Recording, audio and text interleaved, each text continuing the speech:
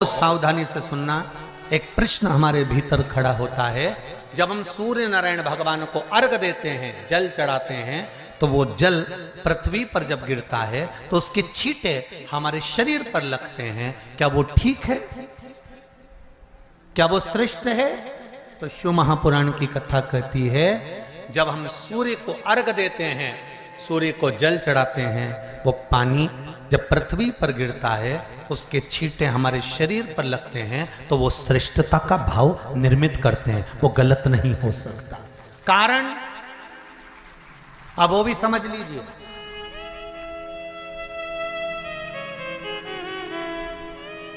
अब सूर्य नारायण भगवान को आप जल चढ़ा रहे हो तो छींटे नहीं लगे, उसके लिए क्या स्टूल पे चढ़ के चढ़ाओगे कि कुर्सी पे चढ़ के चढ़ाओगे?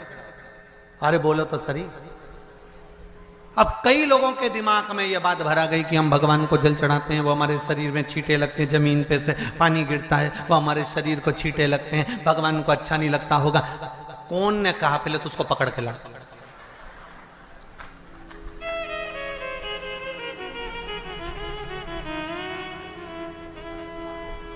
क्योंकि मेरे राम जी महाराज, मेरे भगवान कृष्ण, बड़े बड़े संत, साधु, सन्यासी, तपस्वी, साधक, उपासक जितने भी हुए, जिन्होंने सूर्य की आराधना करी, इन्होंने टेबल पे चढ़कर या कुर्सी पे चढ़कर जल नहीं चढ़ाया। इन्होंने पृथ्वी पर खड़े होकर ही, क्योंकि पृथ्वी तत्व के देव हैं शिव। जब हम मृत्यु लोक पर खड़े होकर, पृथ्वी पर खड़े होकर भगवान शंकर का भाग पृथ्वी तत्व को धारण कर कर जल को हाथ में लेकर जब समर्पित करते हैं, और जो जल नीचे गिरता है वो शरीर पर अगर लगता है तो हमको उसका आशीर्वाद ही प्राप्त होता है, दोष नहीं लगता। पर लो, जब जल चढ़ाया जाता है, हाथ सिर से 8 इंच की दूरी पर होना चाहिए। जम के बोलिए, सिर से कितना ऊंचा होना चाहिए? 8 इंच ऊपर अपना हाथ होना चाहिए मस्तक से सूर्य को जल चढ़ाते समय। और ना चांदी का, ना स्टील का, ना लोहे का, ना प्लास्टिक का, ना कांच का, ना सोने का कोई बर्तन, ना कांसे का, ना एल्युमिनियम का, ना पीतल का, केवल एक पात्र होना चाहिए, वो है तांबे का। काय का पात्र होना चाहिए? तांबे का पात्र। और सूर्य नारायण भगवान को जब 8 इंच ऊपर तुम्हारा हस्त है, और जब हम सूर्य को जल चढ़ा रहे हैं, कैसे जल चढ़ाना है वो भी समझ लीजिए। अगर कोई कैंसर का मरीज है, जिसके चेस्ट में कैंसर आ गया हो, लेफ्ट में, राइट में कहीं पर कैंसर आ गया हो, या कोई गठान आ गई हो, तो महाराज आप जल चढ़ाते समय उस जल की धार को सूर्य भगवान को जब चढ़ा रहे हो, तो धार आपकी गठान की ओर जाना चाहिए, जिससे सूर्य की किरण उस जल में से आपके उस स्थान पर पड़े, उस जगह पर पड़े जहां पर गठान है। महाराज आप लगातार जल तो चढ़ाना चालू करो, अच्छे अच्छे डॉक्टर फेल हो जाएंगे और कह देंगे गठान ठीक हो गई। आपका लीवर और किडनी गड़बड़ कर रहा है, आप प्रतिदिन, आपका स्वास्थ्य गड़बड़ रहता है, आप प्रतिदिन ये ज्योतिष शास्त्र के अंतर्गत, रत्न शास्त्र के अंतर्गत, ये रत्न शास्त्र, ज्योतिष शास्त्र, रंग शास्त्र जो हमारे यहाँ है, रंगों के हिसाब से ये जितने रत्न होते हैं, माणिक हुआ, मोती हुआ, नीलम हुआ, मूंगा हुआ, पुखराज हुआ, ये क्यों कहते हैं ये पीला है, ये सफेद है, ये नीला है, ये लाल है, इसको शरीर में क्यों पहनाते हैं? उसका कारण होता है कि जब शरीर में पहनते हैं, सूर्य की किरण उसमें पड़ती है, हमारे शरीर पर वो कलर का इफेक्ट पड़ता है, उस कलर को शरीर पर लगता है, और शरीर पर लगता है तो हमारा शरीर धीरे धीरे, हमारी जो इंद्रियां हैं वो सही होने लगती हैं, काम सही होने लगता है। सूर्य नारायण भगवान को स्टील के लोटे से, या चांदी के लोटे से, या पीतल के लोटे से, या प्लास्टिक के लोटे से, या कांच के बर्तन से जल चढ़ाने से आयु छिन्न होती है। क्या समाप्त होती है? आयु। और सूर्य नारायण भगवान को अगर तांबे के लोटे से जल दिया जाता है तो आयु की वृद्धि होती है, और दिन भर में अगर कोई काम अटकने वाला है तो वो काम का रास्ता खुल जाता है और शरीर की बीमारी समाप्त हो जाती है। शरीर की बीमारी समाप्त हो जाती है। एक नियम बना लो कि हमारे शरीर को, क्योंकि दिन भर हम दुकान पे बैठे रहते हैं, नौकरी में लगे रहते हैं, सर्विस में लगे रहते हैं।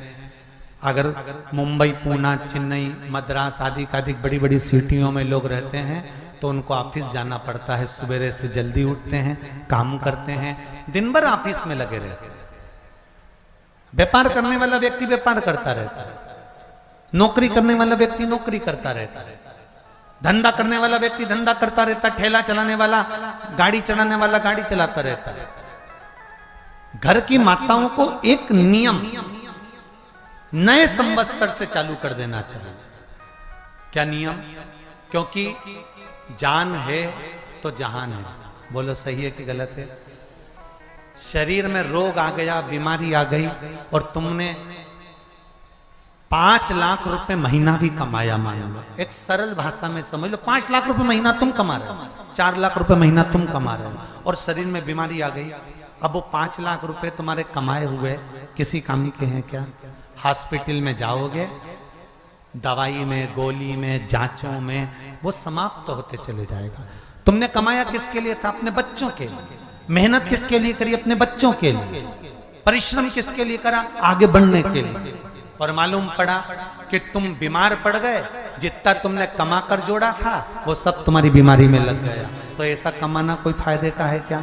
कमाओ, दिल से कमाओ, जितनी तुम्हारी कैपेसिटी है उससे दुगना कमाओ, पर उसके साथ एक काम चालू करो कि तुम अंतिम क्षण तक, जब मौत तुम्हारे दरवाजे पर आए, तुम्हारी उम्र जब पूरी हो, तब तक भी तुम बीमार नहीं पड़ो। उसके लिए एक काम चालू कर दो कि नए साल से हमें तांबे के लोटे में पानी भरना है, सिर से 8 इंच ऊपर रखना है, सूर्य को अर्घ देना है और जो पानी नीचे गिरेगा उस पानी में से सूर्य का दर्शन करना है। वो पानी जब हमारे शरीर के इस हृदय रेखा के सम्मुख से, इस कपाल रेखा के बीच में से, मध्य से उस पानी की धार जब सूर्य की किरण देगा तो हमारे शरीर में कोई बड़ी बीमारी, ना कैंसर, ना लीवर, ना किडनी, कोई अटैक पटैक आ ही नहीं सकती। मेरा बच्चों से भी निवेदन है कि आप अपने पापा से कहो, आप अपनी मम्मी से कहो, और बड़ों से निवेदन है वो अपने बच्चों से कहो। बुजुर्ग माताओं से निवेदन है, अगर आप अपने बच्चों को सुखी देखना चाहती हो, बीमारी में पैसा नहीं लगाना चाहती, आप अपने बच्चों को अंत समय अपनी आंखों से उसको तड़पता हुआ नहीं मरना देखना चाहती, तो सूर्य को अर्घ देना चालू कर दो। क्योंकि सूर्य की किरण जल के साथ जब इस शरीर पर पड़ती है तो शरीर में कोई बीमारी टिक ही नहीं सकती। ये श्रीमद् शिव महापुराण की कथा कह रही है। ये ज्योतिष शास्त्र कहता है, रंग शास्त्र कहता है। हमारे जितने ज्योतिष शास्त्र हैं, रंग शास्त्र हैं, नग बताते हैं, मोती बताते हैं, नीलम बताते हैं, पन्ना बताते हैं, ये सब क्या पहनाते हैं? रंग का क्यों पहनाते हैं? क्योंकि रंग का इफेक्ट इस शरीर पर पड़ता है। कपड़े कौन से कलर के पहन रहा है उसका इफेक्ट इस शरीर पर पड़ता है। उसी तरह 8 इंच ऊपर मस्तिष्क से तुम्हारा हाथ होना चाहिए, तांबे के कलश में जल होना चाहिए और सूर्य को देखकर उस जल की धार में सूर्य को जल दीजिए। जिंदगी में बीमारी तुमको नहीं घेर सकती, और बीमार हो भी गए हो तो 15-20 दिन करके देखने में कुछ नहीं जाता। बाद में मत करना, श्योर वाला हमारा झूठ बोल रहा होगा, उसमें क्या दिक्कत? क्यों कह रहे हैं, क्यों बोल रहे हैं? उसका एक कारण है, आज के समय में लोग 80 साल और 90 साल के होकर नहीं जा रहे भाई। आज के समय में लोग अटैक आता है, बीमारी आती है, कैंसर हो गया, शुगर हो गई, बीपी हो गया, 60, 70, 75, 55, 40 में लोगों के प्राण छूट जा रहे हैं। अगर ये पूरी पृथ्वी युवानों से जवानों से अगर विहीन हो जाएगी तो किस काम की? तुम्हारा कमाया गया धन किस काम का हो?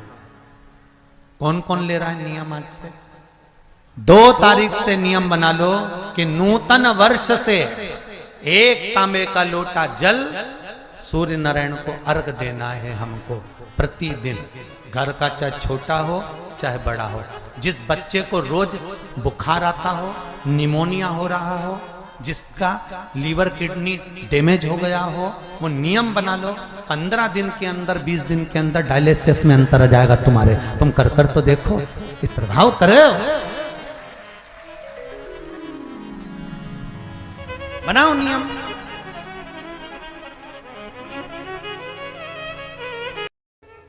हमारे यहां तुलसी के कुंड का भी विधान है। गोल कुंडा है ऐश्वर्य देगा, चौकोर कुंडा है।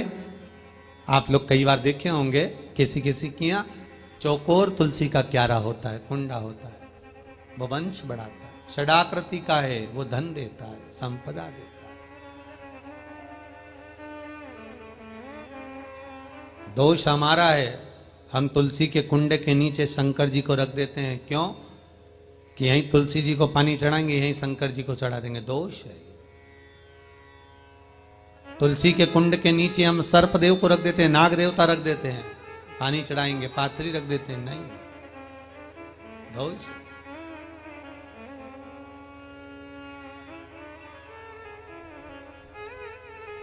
उसका दोष हम सबको, स्वयं अगर गलती करते हैं तो स्वयं को भोगना। कैसा कुंड हो, 7 तरह के कुंडों का व्याख्यान तुलसी के रूप में कहा गया है महाराज। पहला गोल, दूसरा चौकोर, तीसरा षडाकृति, चौथा त्रिवेणी, 3 कोने वाला कुंडा। शास्त्र कहता है जिसके मार्ग घर में टुकड़े हो रहे हों, घर विभाजन की ओर हो रहा हो, तो 3 कोण का कुंडा घर में रखकर पूजा करने पर परिवार एक हो जाता है।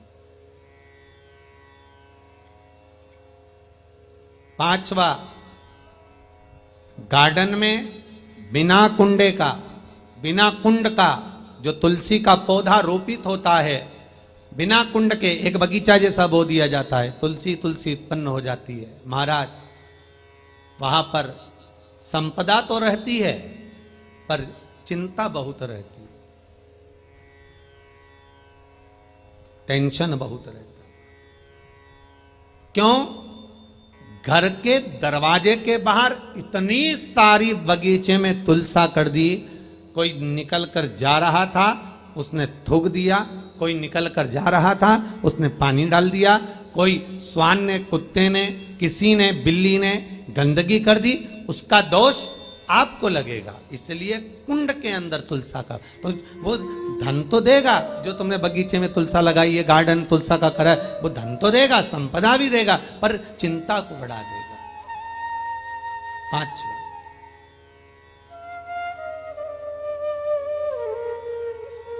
महाराज, 6, तुलसी के कुंड को 3 धार पर लटका कर रखना। कई जगह पर आपने देखा होगा तुलसी का जो कुंडा होता है उसको 3 जो तार होते हैं, 3 जो चेन होती है, उस पे लटकाया जाता है। महाराज, विष्णु पुराण उसका भी व्याख्यान करती है। महाराज, वहां व्यक्ति के कार्य उन्नति की सीढ़ी की ओर बढ़ जाते हैं। जैसे भोजन की थाली लग गई, भोजन तैयार हो गया, बस खाने बैठे हो और थाली खसक गई, समझ लेना कि तुलसी को अधर पर लटका कर रखा है। इसलिए कार्य तो हो रहे हैं, बनने वाले हैं, 4 दिन बाद ये काम होने वाला है, 8 दिन बाद ये काम होने वाला है, लग रहा है कि इसमें इतना फल मिलेगा, लग रहा है इस व्यापार को करेंगे तो इतना फायदा हो जाएगा, सब कुछ करा, लाखों रुपए लगा भी दिए,